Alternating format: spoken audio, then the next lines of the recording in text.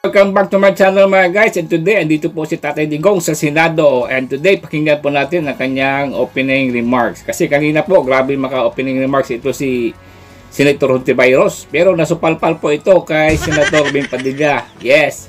And now mga guys, pakinggan natin si President Duterte. We are going to give the President the first priority now to give us his opening statement. Mr. President, you are recognized. Let's go, Tatay Digong. Naantok na si Tatay Digong. Before anything else, Senator, I'd like to thank the committee for inviting me. Para once and for all, Yes, once and for all talaga. malaman natin ang totoo. Yes. So, I would like to request sa inyo na huwag ninyo akong ituring president or kaibigan. Treat me as a witness and tignan natin kung lalabas yung totoo. So, with your permission, at maraming salamat po sa inyong lahat for inviting me. I'd like to start Walang mic. my mandate as President of the Republic was to protect the country and the Filipino people. Do not question my policies because I offer no apologies, no excuses. I did what I had to do. And whether you believe it or not, I did it for my country. Yan, totoo yan. The war on illegal drugs is not about killing people. It is about protecting the innocent and the defenseless. The war on drugs is about the eradication of illegal substances such as shabu, cocaine, heroin, marijuana, party drugs, and the like, as a menace which ruins people, families, communities, and relationships, and tears apart the social fabric which binds society together in peace, harmony, and brotherhood. It is not unlike slogans which serve as calls for a better future, such as the war on waste, war on corruption, and war against climate change. I have always viewed people addicted to illegal drugs as victims and patients requiring medical help and not as criminals. That is why when the war on drugs slogan came into being,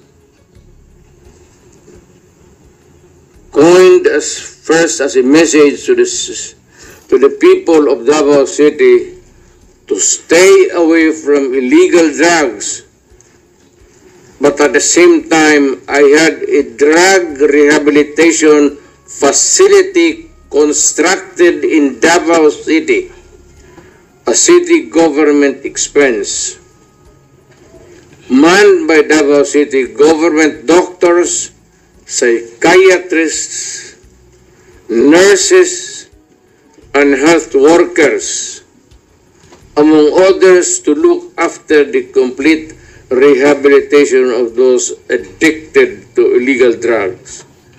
I believe then, and I still believe now, that rehabilitation and not fear of death or incarceration to be the key to the return of the addicted individuals back to the mainstream of a just and forgiving society.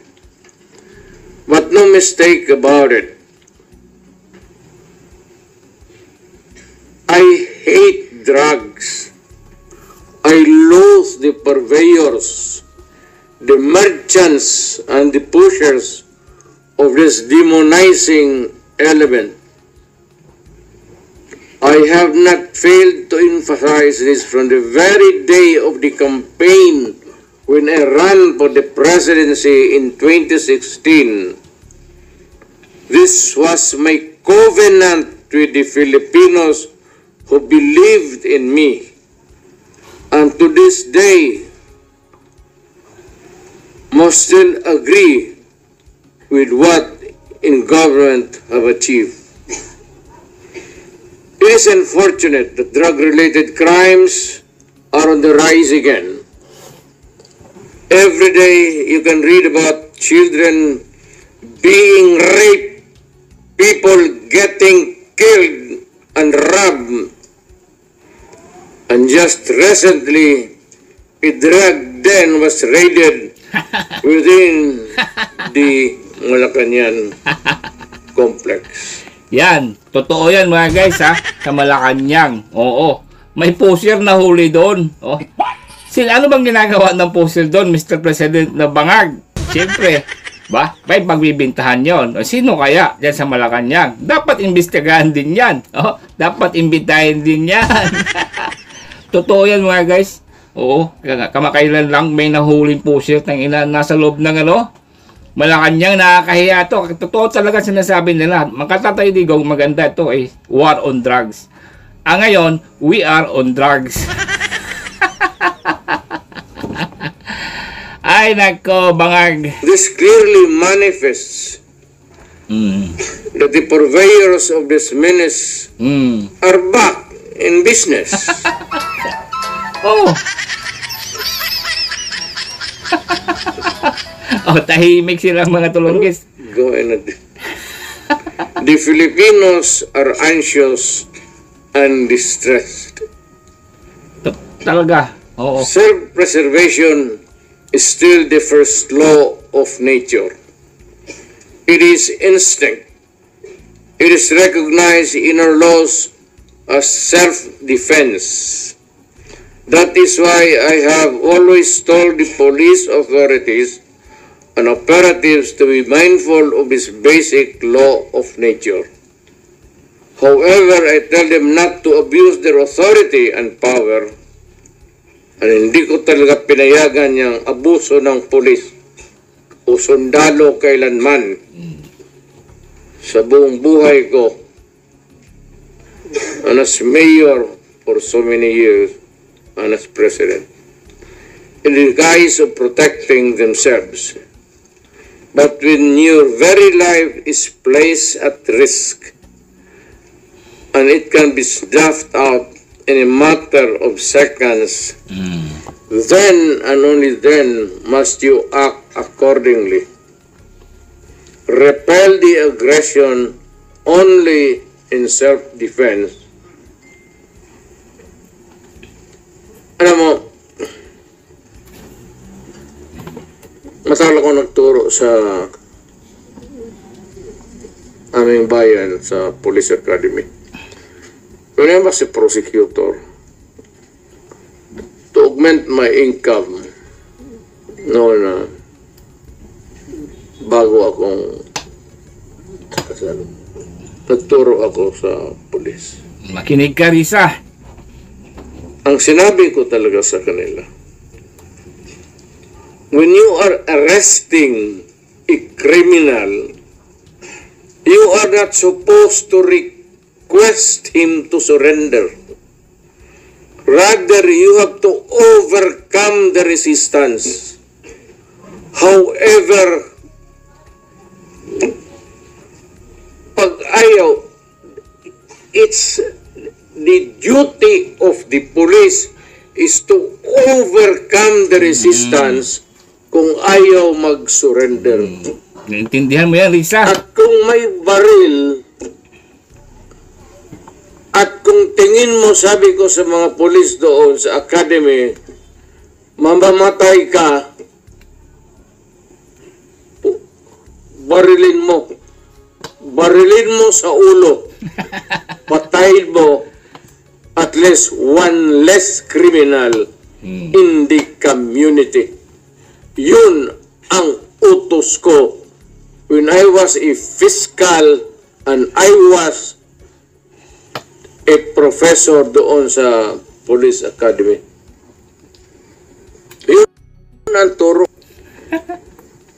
No quarters given. Oo. No quarters asked. Oh, real talk talaga yan. Criminal ito. Repel the aggression only in self-defense. Do not make orphans of your children and widows of your wives.